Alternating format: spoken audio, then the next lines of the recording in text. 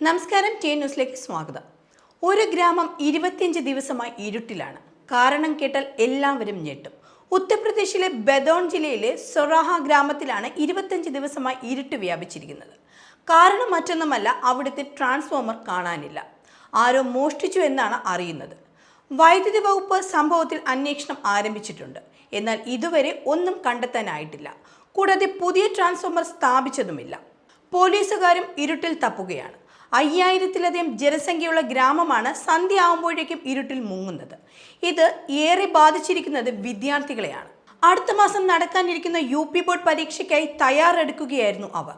വൈദ്യുതി ഇല്ലാത്തത് മൂലം വിദ്യാർത്ഥികളെ ഇത് സാരമായി ബാധിച്ചിട്ടുണ്ട്.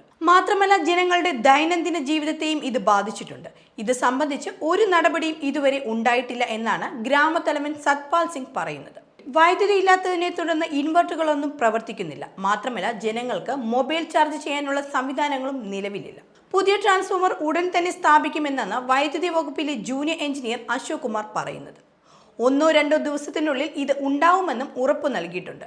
എന്നാൽ ഈ ഉറപ്പിലൊന്നും ഗ്രാമവാസികൾക്ക് വിശ്വാസമില്ല. അടിസ്ഥാന സൗകര്യങ്ങൾ പോലും ഇല്ലാതെയാണ് ഗ്രാമവാസികൾ ജീവിക്കുന്നത്. അതുകൊണ്ട് തന്നെ അവർ കൂടുതൽ പ്രക്ഷോഭത്തിലേക്കാണ് പോകുന്നത്. ട്രാൻസ്ഫോമർ മോഷണത്തെ സംബന്ധിച്ചുള്ള കേസ് രജിസ്റ്റർ ചെയ്തിട്ടുണ്ടെന്നും നന്നാക്കാനുള്ള നിർദ്ദേശം സർക്കാരിന് നൽകിയിട്ടുണ്ടെന്നും ജൂനിയർ എഞ്ചിനീയർ അശോക് കുമാർ ഉറപ്പു നൽകി. 1-2 ദിവസത്തിനുള്ളിൽ പുതിയ ട്രാൻസ്ഫോമർ സ്ഥാപിക്കുമെന്നും അദ്ദേഹം പറയുകയുണ്ടായി. അതേസമയം ട്രാൻസ്ഫോമർ മോഷണം ഉത്തർപ്രദേശ് പവർ കോർപ്പറേഷൻ ലിമിറ്റഡ് സ്ഥിരീകരിച്ചിട്ടുണ്ട്. ഇത് സംബന്ധിച്ച് പോലീസിൽ പരാതി നൽകുകയും ചെയ്തു.